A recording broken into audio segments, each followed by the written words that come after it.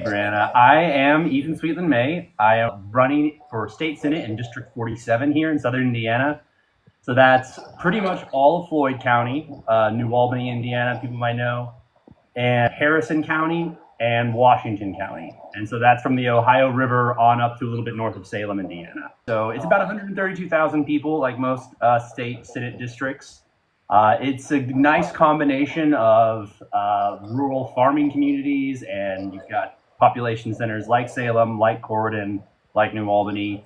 And I've worked on a garbage truck here in the area for about 11 years. I moved from Terre Haute, Indiana to New Albany in 2009. That's when I got married to my wife, Aberlyn. We're about to celebrate our 16th anniversary, which is about as long as we lived in New Albany. About 5 years ago, I switched from that job on the garbage truck to working a sales job over in Jeffersonville, because they don't tell you this when you start, but picking up trash when you're 22 is not the same at 32. Different shoulders, different knees, totally different game.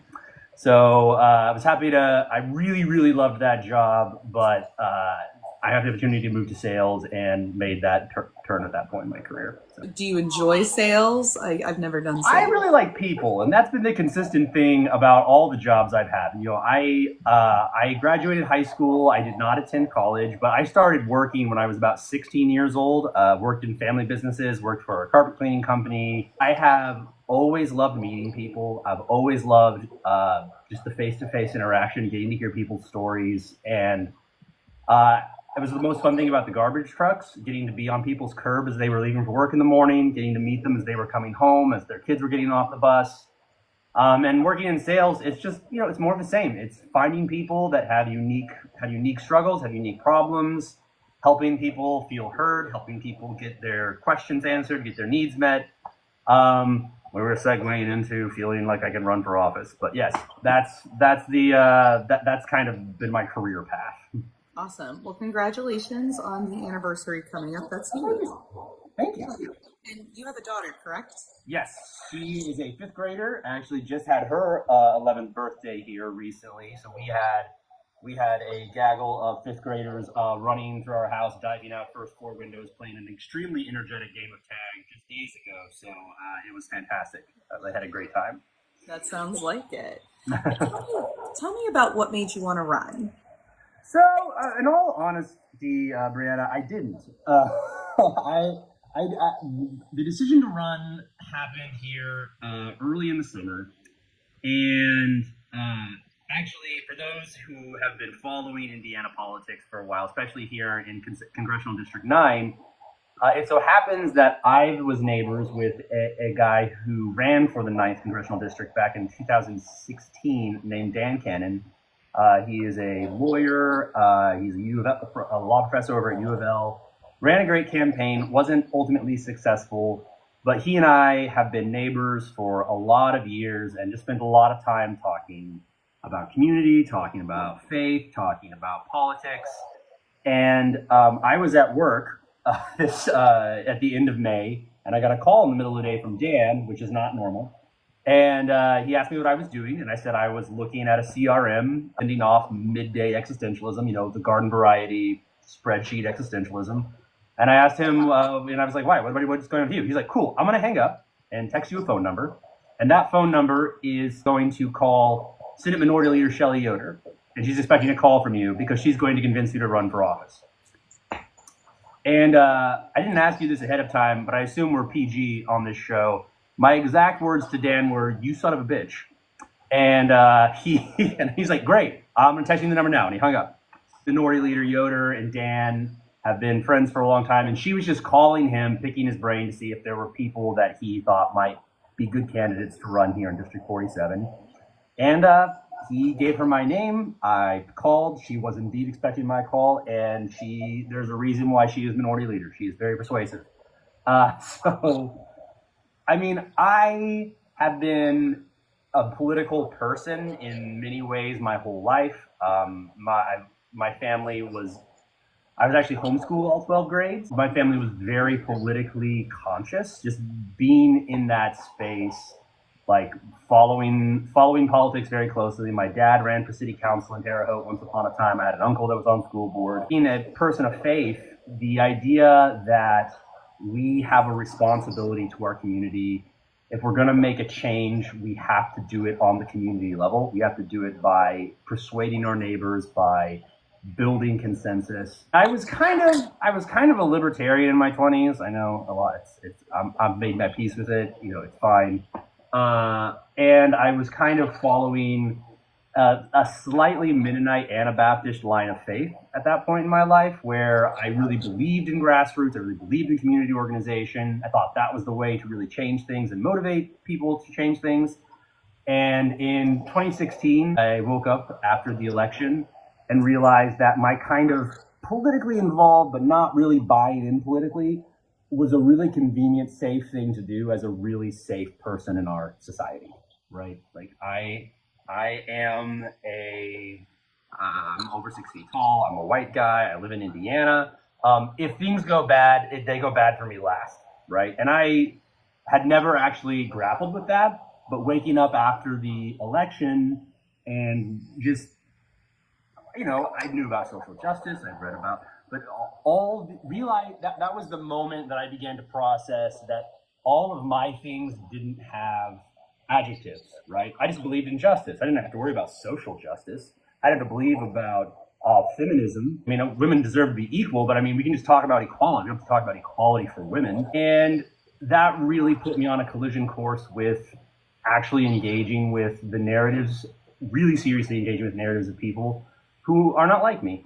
This was all part of the rolling build-up. When I was working on the garbage trucks, I could get through about 3 to 4 audiobooks a week. He's always had an earbud in.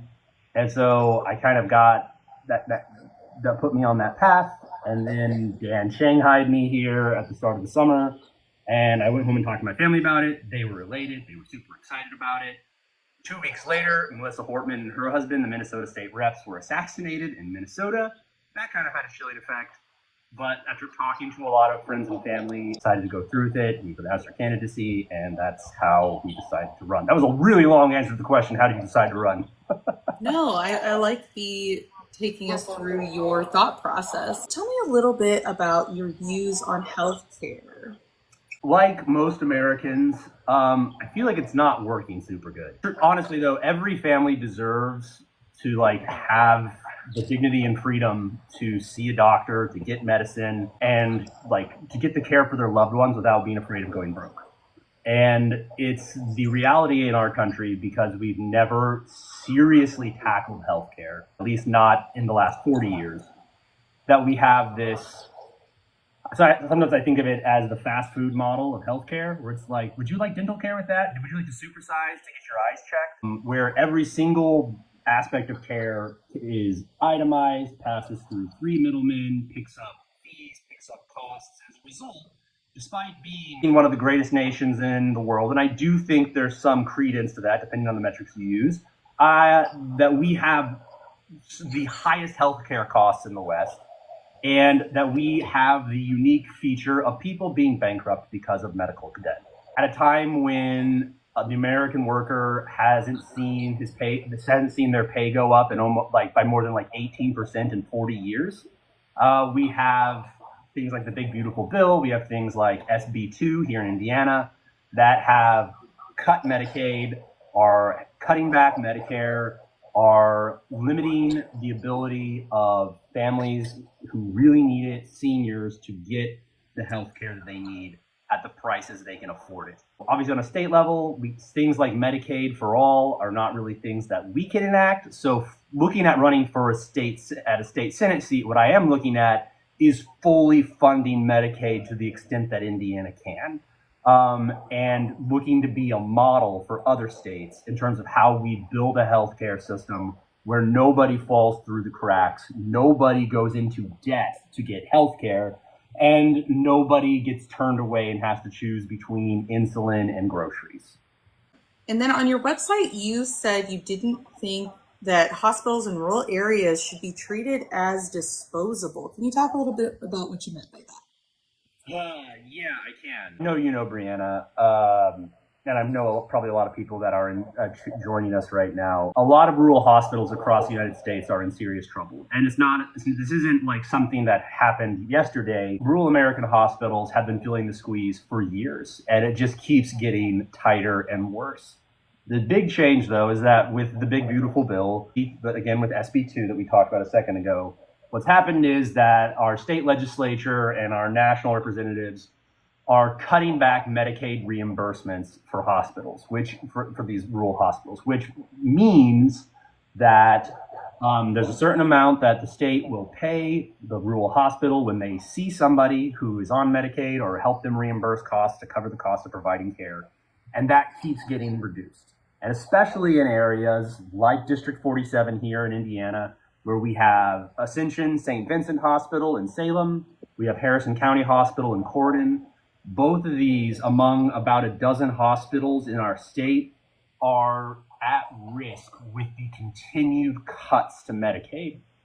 And in Harrison County Hospital, that meant that they cut their OBGYN center, right? So there's no longer a birthing center in Harrison County. And just to sit with that for a second, that means that for families in Harrison County, if they're planning to have a child, they are between 30 and 40 minutes away from New Albany, where I live, which is the next closest hospital. We know that rural America is struggling. We know that rural Indiana is struggling.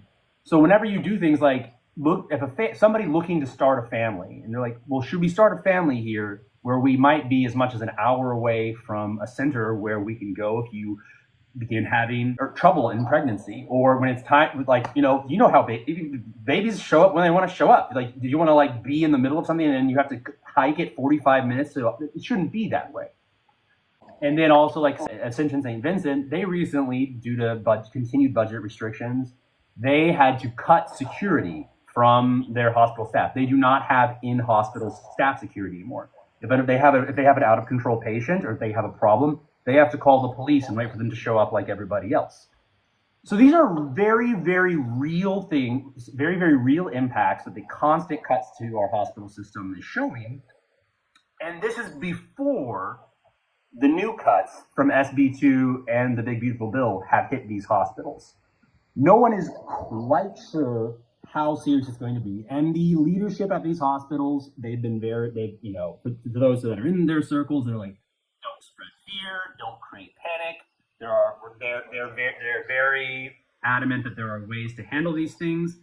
But these are hospitals that are already at zero or in the red in terms of how much they're making and how much it costs to run this hospital. So with that being the case today, and we know that more cuts are coming down the road, leadership in Indiana has to answer a very, very serious question, which is, what does Washington County look like without an emergency room? Like, because we know that Charlestown over in Scott County, they lost their hospital years ago, and they do have an emergency center in the county, but it takes as much as an hour for an ambulance to get to many places in the county. And now we're looking at Washington County, we're looking at Harrison County, and we're asking, what does it look like if these centers of care also go away? If these counties become places where some of the most essential elements for freedom, being able to get health care, disappear from our rural neighborhoods.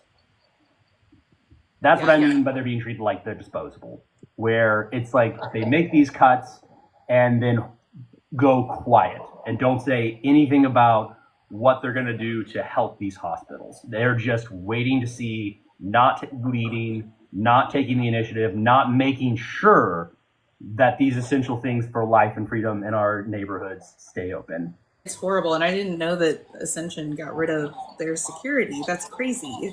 Why would you put hospitals in a place where they have to make that choice? They're like, well, we could have enough nurses on staff to provide emergency care, or security, right? Why? In what world does state leadership put hospitals in a situation where they have to make those choices? That is a failure of leadership. That is treating critical services like they're a luxury, and they're not. They might be for the people who are just got across the board raises in Indianapolis, but it doesn't help us here in District 47. Let's switch topics a little bit. What do you think about childcare, pre-K, and first steps in Indiana? Is there anything that needs fixing? Well, Brianna. Yeah. I think there's like two parts to this. The first part is that kind of again going back to the fact that low and middle income workers in the United States have seen pay go up in the last 40 years by about 18%, which is nowhere near the cost of everything else, of housing, of groceries, of healthcare. And whenever you to keep household incomes up, we've increasingly seen that both mom and dad are going to work, or that both partners of a household are going to work. And there's a lot of talk at the national level about how we have declining birth rates and we need people to have babies. So while we're cutting hospitals so that OBGYN centers go away, we're also cutting any kind of support or funding for early childcare, so that parents don't have to quit their jobs to raise their children, which they can't really afford to do because they're already struggling to afford housing, afford groceries, afford health care. That's one part of it. The second part of it is that we know for a fact, beyond all doubt, the studies on this are settled, that pre-K and early intervention childcare has gonzo benefits to our economy, has gonzo benefits to our quality of life. We know that kids who go through pre-K stay in school, they get better grades, they are more socially adept, they get along better with their classmates, and they go on to stay in college better. That like these multi-decade studies conducted by Nobel Prize winning economists and the name of their field is escaping me right now. I'm on camera. These studies have shown decisively that pre-K interventions across the board make a huge difference for our economies, but it takes a long time for them to come to fruition. And this is something that I've heard 9th Congressional District candidate Tim Peck talk about before, and I was looking at the study as well. One of the problems is that Congress looks at things in 10-year cycles. And to those who don't know what children are or how they work, they exceed a 10-year cycle. It's really hard to measure how effective something was in the life of a child if you limit it to 10 years. So things like universal pre-K, which Arizona has just done, go Arizona. If you're looking at them in 10-year segments, it doesn't look like they pay off and it looks like they're a huge cost sink. But what we know is that every dollar we spend on universal pre-K and early intervention is going to turn out $7 to $10 over the life of that child in terms of how they do not end up straining safety nets, in terms of how they end up contributing to the workforce, contributing to their neighborhood and to their communities as good citizens and as taxpayers. That's my two-part answer to that. One, we've created an economy where both partners, if you're lucky enough to have two people raising a kid, or especially if you're a single parent raising a child, you are strained to the max to provide basic income to cover the essentials your family needs. So you have to have early childcare.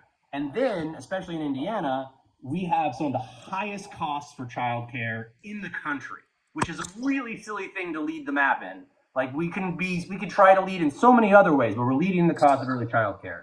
According to national studies, you should not have to spend more than 7% of your income on childcare for it to be affordable for a family. And we're at like 38% or something in Indiana, which is crazy. So we need to, the Indiana leadership, the Governor Braun, the legislature has just cut back the voucher program. As I know you know, Brianna, I'm sure other people know, but they've just cut back the voucher program. They are reimbursing parents less than ever. So childcare costs across the state just jumped. And we know that means people are going to take their kids out of pre-K and out of daycare, which means we're going to see daycare centers shut down, which is going to be a loss of jobs. We're going to see people leave the workforce because they have to take care of their kids, which is also going to impact our bottom line as an economy. I believe that loving our neighbor as ourself is not just the Sunday school lesson that everybody has heard and needs to know. I think that it is actually the key to the good life.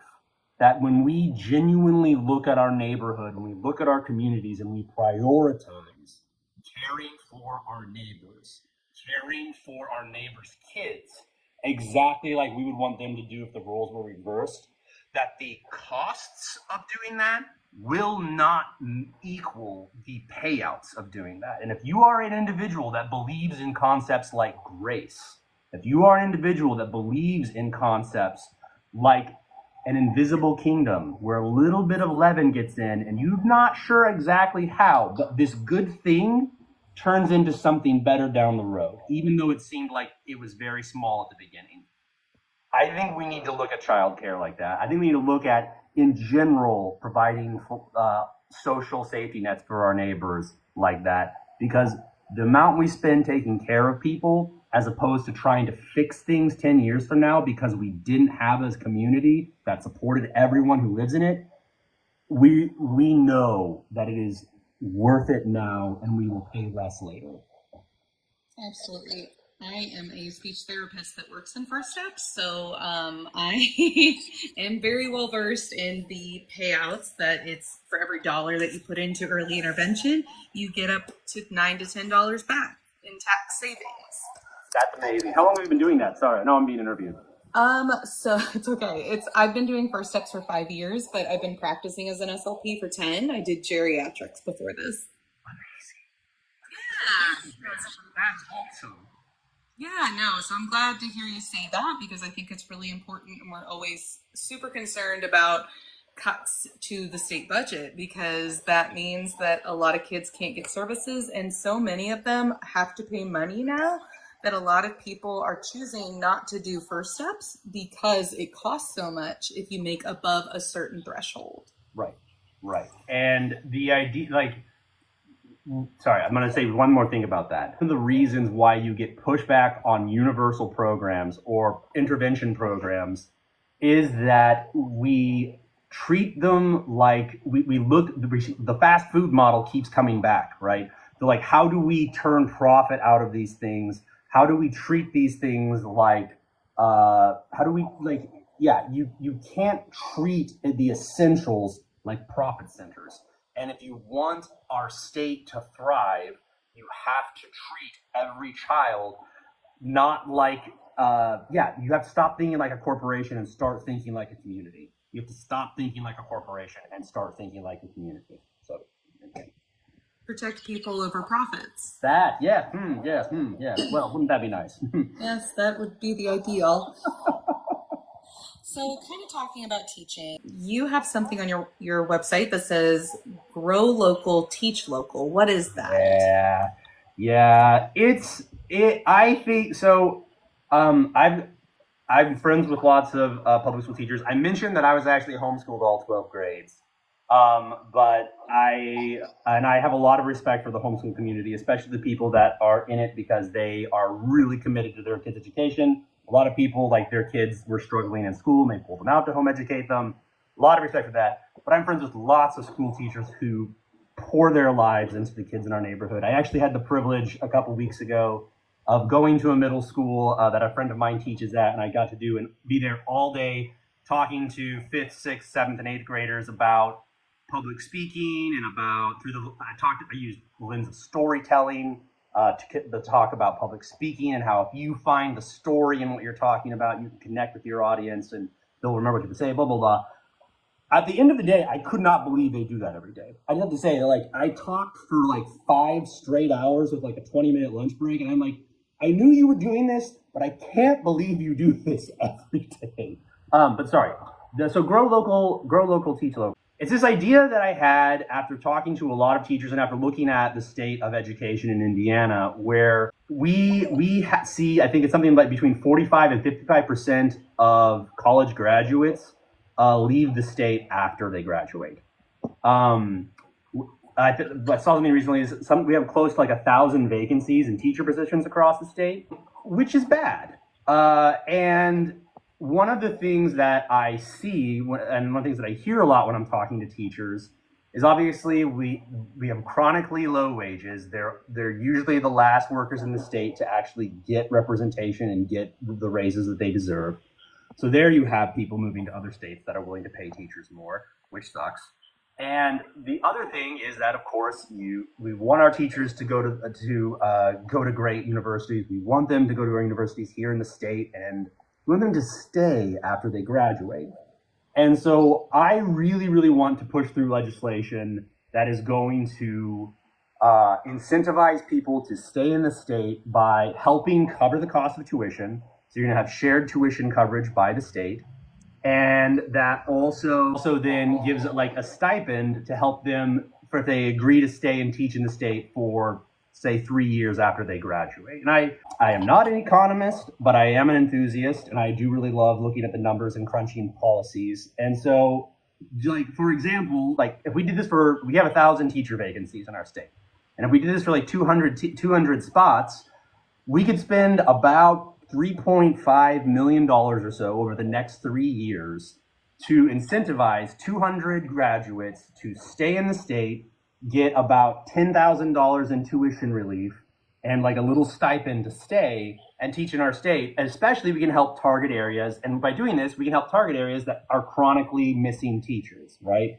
I had a brother-in-law that graduated from a nursing program, and they ended up out on the West Coast, well, not the West Coast, out in western, very rural America in the Rockies, working at a clinic that really, really needed nurses and didn't have any. And they had this reimbursement thing that helped cover the cost of his tuition and helped give him like a stipend to move his family there. And they committed, and now they actually stayed. They fell in love with the area. They got tied into this little town, and he continues to work there as a nurse.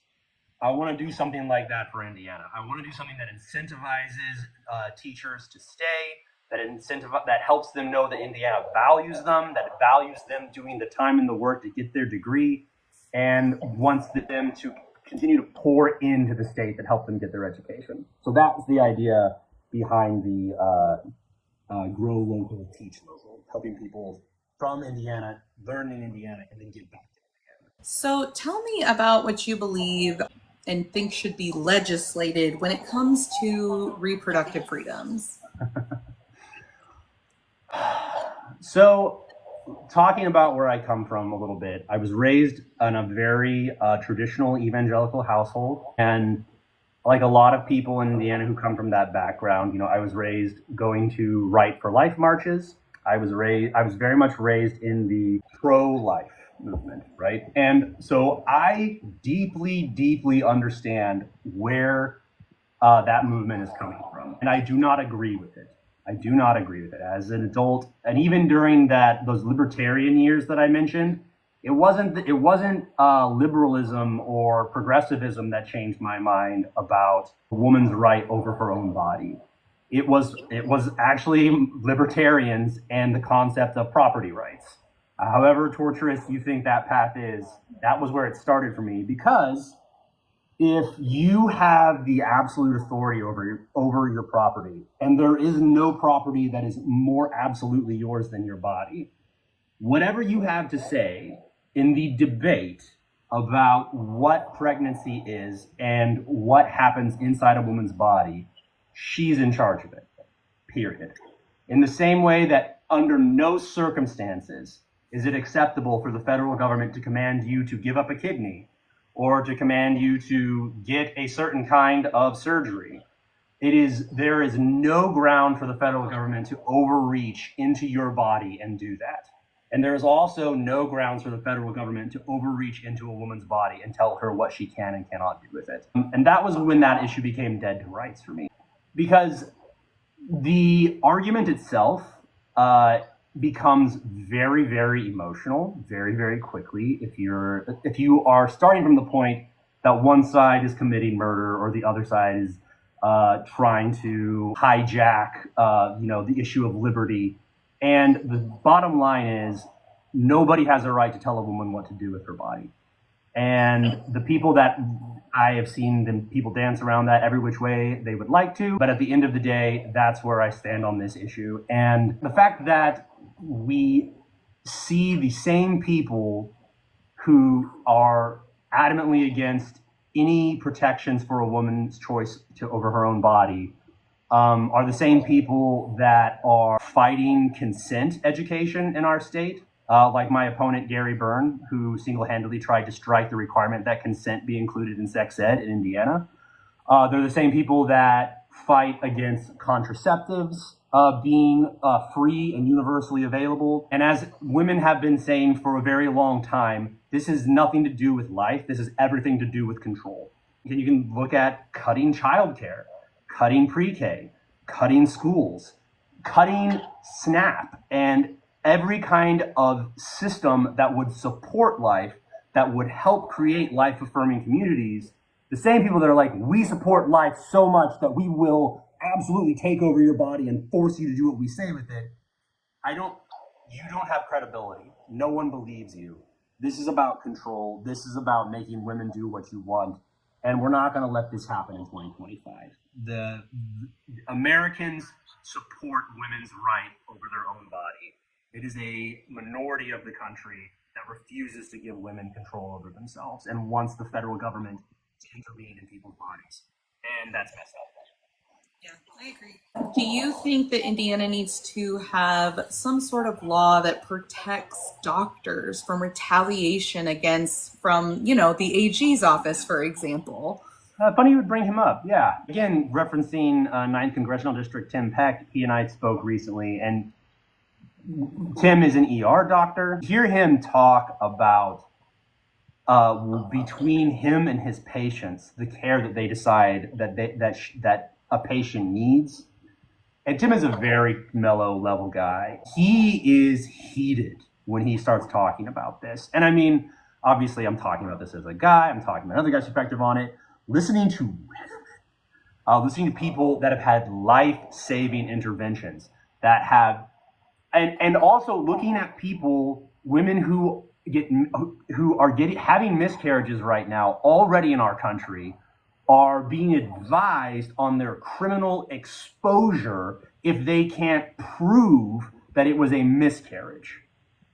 That is where this is going. When you look at Todd Rokita trying to make terminated pregnancy records, they're called I think they're called TPS reports. Yeah. He has tried to make those a matter of public record, where if there is a pregnancy terminated in Indiana hospitals for any reason, that is a public record. That's insane. That is the kind of trying to control women's bodies that we are talking about. And that is 100% why we call bullshit. We call bullshit on this. This is about protecting life. This is not about protecting life. This is about putting a few men in control of women. We've seen it drive OBGYNs out of our state. We are watching their numbers fall because people who actually are involved in the care of women, people who actually have given their lives to helping women make some of the most difficult choices in their lives, recognize that, I can't practice in a state like this. I can't practice in a state that treats women this way. I am really tired of moralizing men who do not have skin in the game, doing everything except help women raise children, doing everything except create a society where it is the most desirable condition possible to raise children. Instead, trying to control women and saying that that's the same thing. I'm sick to death of it. Yeah, it's all just thinly veiled ways of control. It's what it is. And you're right. When you hear women, I know people personally that would have died without a DNC. It's insane to me. It's not about birth control. It is about the fact that these doctors in these emergency situations are afraid to give health care, and then people die as a result. Yep. The idea that your governor cares more about the pregnancy than the woman carrying the pregnancy should make everyone sit up, laugh, and or cough with rage.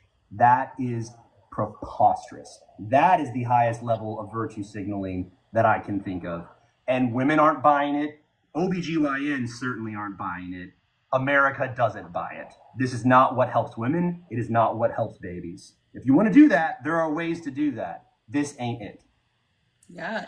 Do you think that your stance might make it hard for you in your county, in a red county?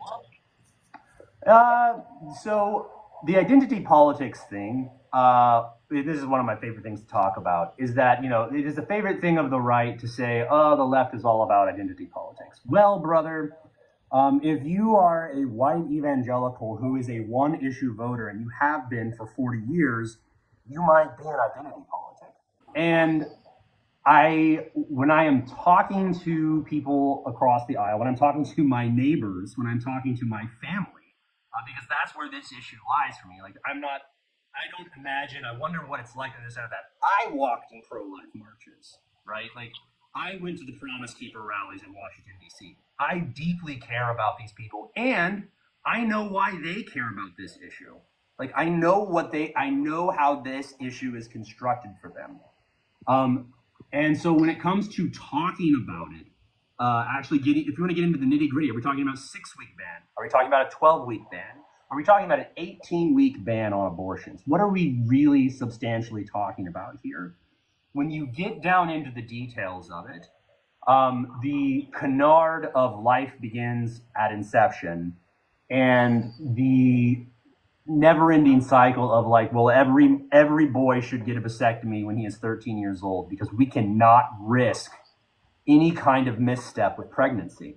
We every single time we attempt to create, we have to make sure that we're doing everything we can to see that through, or the logic becomes deeply irrational and deeply problematic the more you actually try to bore down on it.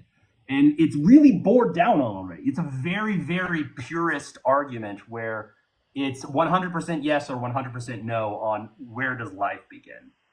But to actually turn it into a conversation of, and I saw Pete Buttigieg has done this, a lot of people have done this very well, where it's just like, let's talk about the woman.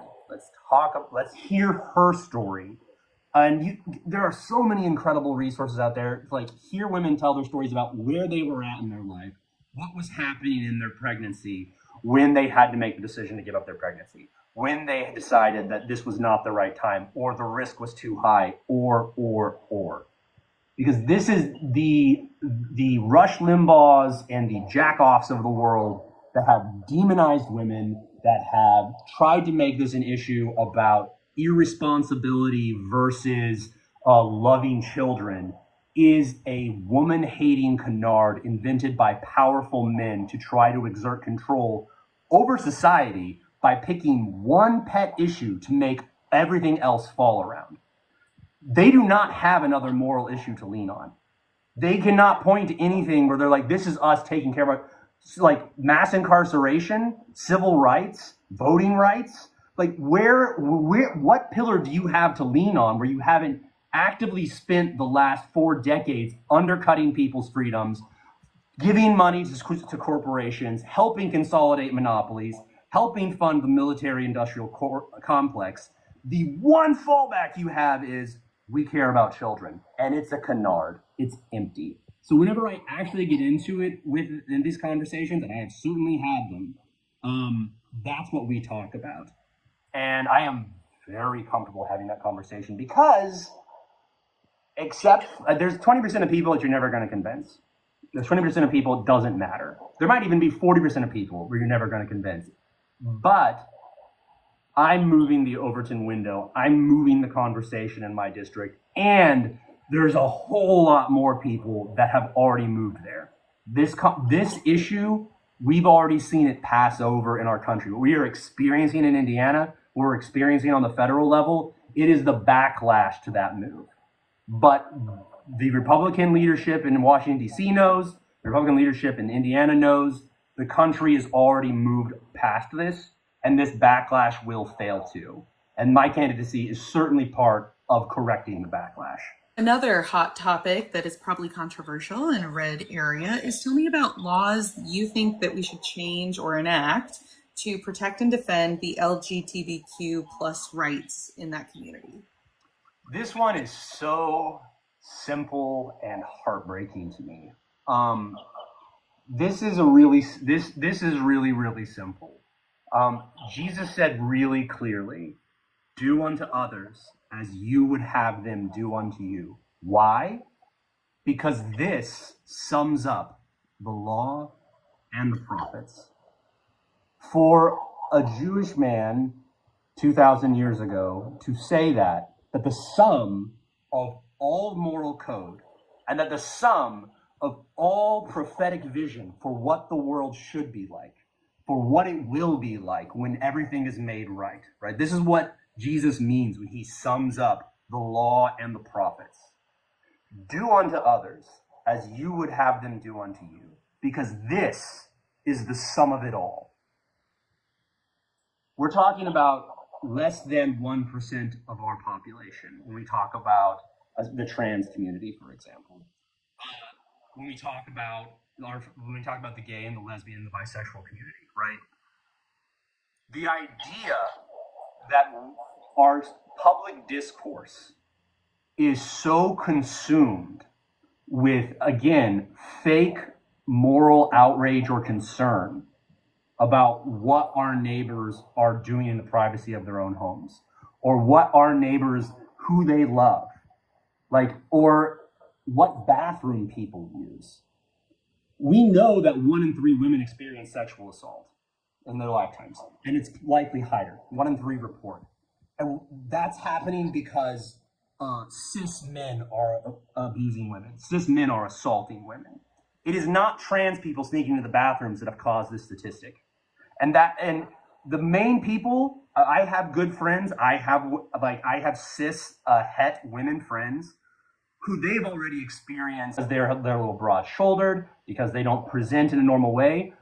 They've already experienced discrimination trying to use the bathroom that the opponents of trans rights say they're trying to protect. But they're already being policed. Their bodies are already being policed. Whether they are femme presenting enough to use a public bathroom that they say relates to their gender is already being judged by men who think that they have the right to do that. That's, again, coming back around what this is about. This is about control. And whenever we look at the facts that sexual assault is because men are assaulting women, men who look like me, men who look like Gary Byrne, men who look like Mike Braun, our governor, that is the problem that we need to be dealing with. And it is an excuse to look away from what really is the issue in our state to focus on our trans neighbors. To say nothing of letting people love who they love, just like you would want if the situation were reversed. It's really not that complicated. And it doesn't take very much imagination to consider what it would be like if the roles were reversed and what you would want if you were in their position. That's all. It takes very little understanding to have the compassion that Jesus wants us to have for our neighbors. If we have to do it on purpose, but it doesn't take that much. Talk to me about the housing crisis. Do you have ideas to fix the housing crisis? Sorry, we're going all over. No, I am so glad you asked the question. No, I mean, so we know, I think the most recent number that I saw was that we are close to the bottom again for affordable rental units in the country. Indiana is close to the bottom for affordable rental units in our country. The last statistic I saw was that it's something like 32 affordable units exist for every 100 low-income families in desperate need of a place to live, which is a staggering statistic. It's a institution out of Indianapolis that tracks that. So there are a lot of things in the way of affordable housing in Indiana and in the country. I tell this story, I worked on a garbage truck for 11 years right here in District 47. I started in 2009, and it was, again, I'm not a college graduate. I went to high school. I've been working since I was 16. I got a good blue-collar job working on the garbage truck. And for about 3.5 years, my wife and I lived in a one-bedroom apartment, and we aggressively saved for a down payment for a house, which in 2012 we were able to make. We purchased a home here in New Albany for about $135,000. The one-bedroom apartment we were renting cost about $550 a month plus utilities, right? So the apartment, a little over 10 years ago, the house a little over 10 years ago. That same apartment, I looked it up recently, right now rents for about $1,100 a month plus utilities. That we sold our first home that we bought in 2012. We sold it in 2023. It sold for a little over double what we bought it for in 2012. Now, I haven't worked on the garbage trucks in about 5 years, but I have friends who still work there. Pay has not doubled on the garbage company in 10 years. It hasn't doubled anywhere in 10 years, unless you are a CEO of a large bank. It might have doubled since then. That is a failure of leadership in our state and our nation. We had the housing crash of 2008. The big discovery was that we were in a huge housing bubble, a massive housing bubble. Houses were hugely overvalued. People were being given loans for homes they couldn't afford. Massive speculation, blah, blah, blah, led to the 2008 crash. The plan was to restore housing to the bubble levels. And we've actually seen our national economy working to do that on purpose in the last 10 years. Because everyone wants housing prices to go up, because that increases home value. The companies that package and trade mortgages on the stock exchange want housing value to go up because they're more expensive mortgages, and there's a better return on the rent that the ultra rich collect off of these mortgage packages when they invest in the stock market. And there is very little political will, to honestly look at why is housing so damn expensive and why does it just keep getting more expensive. We know we need to build. We know we need to be creative in solving problems. There are great organizations like Strong Towns. If you're not familiar with the Strong Towns Project, the Strong Towns podcast, super recommend them. Sorry, I'm pulling this book out. That's falling. This is a great book. Highly recommend it. There are ways that we can creatively empower local governments to break up zoning, to do creative things, to let people build in their backyards, to let people divide homes again, because the strategy of just bigger suburban sprawl, more box stores isn't working. It's not working in the United States. People still can't afford these homes. We have to create new housing products. We have to create new financial products to buy these houses, because the big banks, the monopolies on Wall Street, are only interested in a few very limited financial products whenever these mortgages are packaged, and they aren't interested in creating financial options for smaller homes, tiny homes, creative multi-home dwellings. These programs exist. Strategies for doing this exist, but we do have to think outside the box. We do have to do something different to help our neighborhoods. So, well, I am a big fan of the Strong Towns Project. I realize it was a really long way of getting to say that, and I would love to come on again and actually I would do a whole show with you about housing, because it is a doozy. But there are creative solutions to doing this. We can fix housing in Indiana. Awesome. Well, I look forward to hearing more about that another time. But let's talk about Indiana's budget. Do you think we need to overhaul the entire budget? Because now they're talking about putting toll roads on our interstates because they just don't have enough money to fix the roads magically. It hurts me. Yes, we have to look at our budget priorities in Indiana, because when you have, just for example, Hoosiers haven't seen the minimum wage go up since 2009, right? In 2009, since the minimum wage in Indiana went up, Governor Braun, Lieutenant Beckwith, AG Rakita, all of them saw their wages go up by 60 to 65% this year. So the governor, who is already a multimillionaire, went from making something like $160,000 to making like $220,000. Our good buddy Micah Beckwith, he saw that job jump up to about $200K, and across the board. And we don't have money to fund our schools, right? That's the message we're getting. SB1 cut about $10 million from the schools in District 47 alone over the next 3 to 5 years, I believe it is. But we didn't even hesitate when sending 50 National Guard to the Texas border for a political stunt to the tune of about $9 million, right? somehow we always have money for building the governor helipad at his mansion in Jasper to the tune of $100,000 from taxpayers.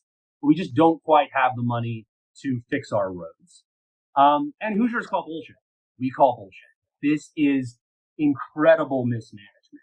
The Indy Star reported last year on a whistleblower lawsuit brought against Indiana Medicaid because insurers and third-party providers had ripped off almost $1 billion from Indiana Medicaid over the previous 10 years. Because there's a revolving door between the lobbying and healthcare industry and the people who run Indiana Medicaid.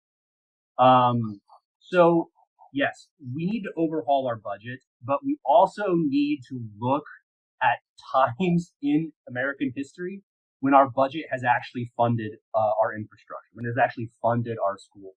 Like, we know that the progressive income tax of the 50s and 60s and early 70s was really, really effective at funding schools, at funding the infrastructure projects that we have. And of course, we had neoliberalism come in the late 70s and early 80s, which saw all the wealth getting pulled out of our communities, getting pulled out of our local governments, getting put into financial packages on the New York Stock Exchange, where the richest people in the world can collect rent on it instead. We have to look at that and change that. Like, people making $50,000 a year should not be paying an income tax that is less than what people who are making $350,000 a year are. That's crazy. Not only does it hurt workers and make it so that they can't afford daily living, but it also is a disservice to people who are making a lot more, who can afford to help the schools in their county do well, who can afford to help build and reinforce our interstates, again, without creating these toll packages, which are just a tax on daily living in our state. We can do better than this. We have, as a country, done better than this. And it's not that hard. I very much believe in fixing the progressive income tax in Indiana. We can be a model for it here. We need it, obviously, on the national level. But tolls on all of our interstates, that's not too bad for Governor Braun flying his helicopter to and from Indianapolis, or for state legislators who get reimbursed on their travel.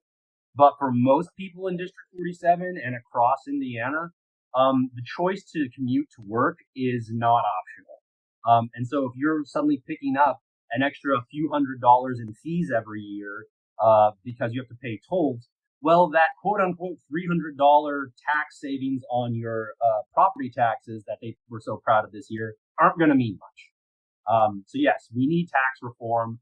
We need tax relief for the working class, and we need fair taxes on the people in our state who want to help, who can help.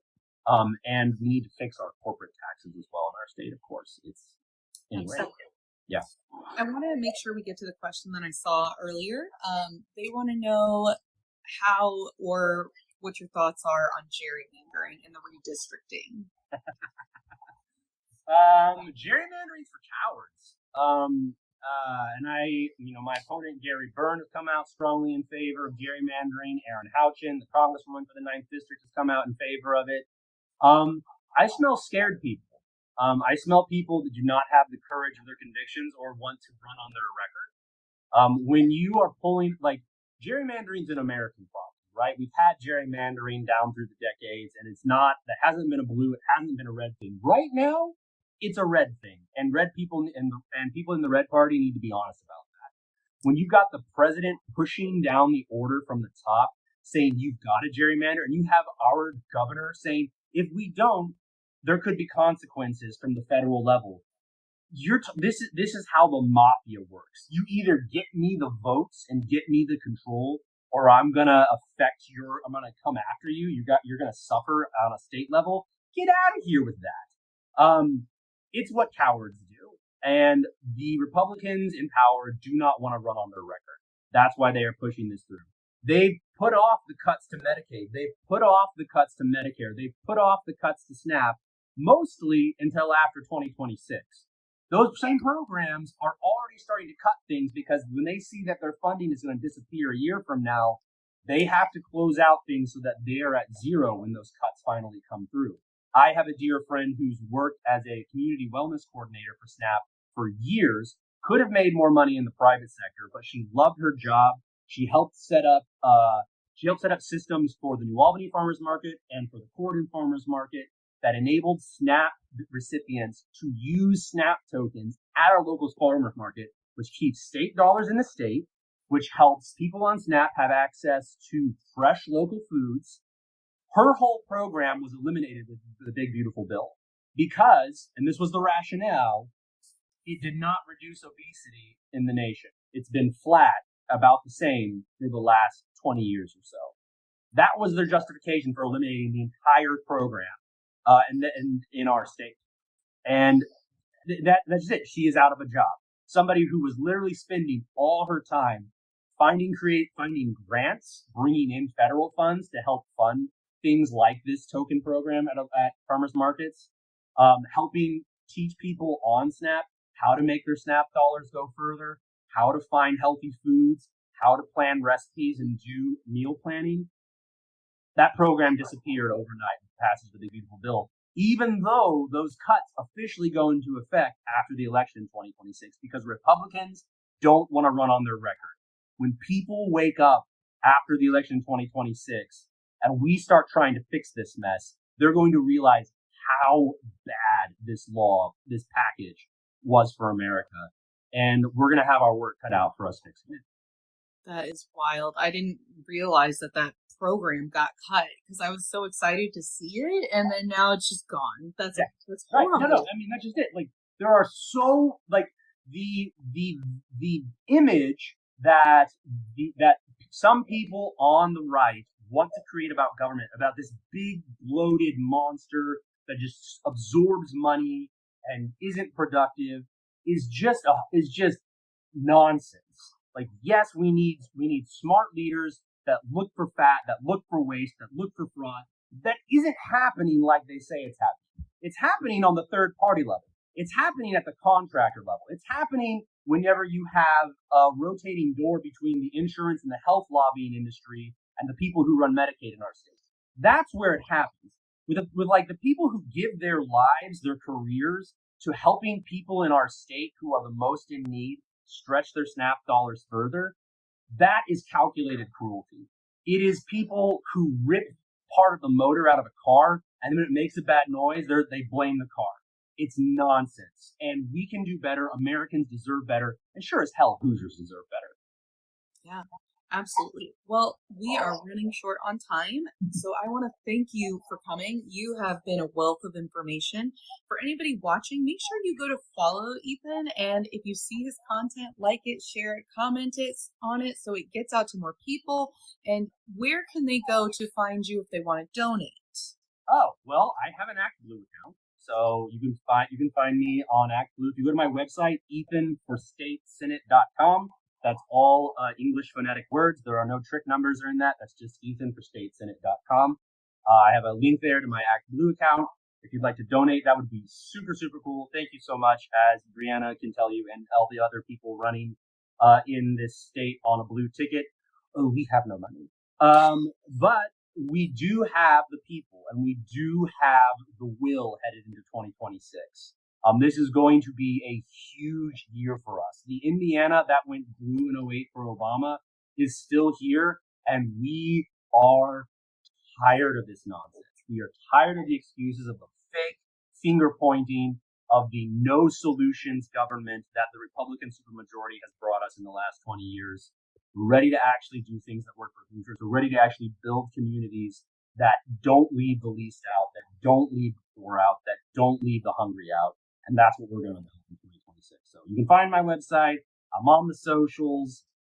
We're going to have a great time doing this. We're going to meet our neighbors. We're going to get over this nonsense fear narrative that says we're surrounded by enemies and danger. The only enemy that we are facing right now is really, really rich people who make a lot of money off of us being scared and angry.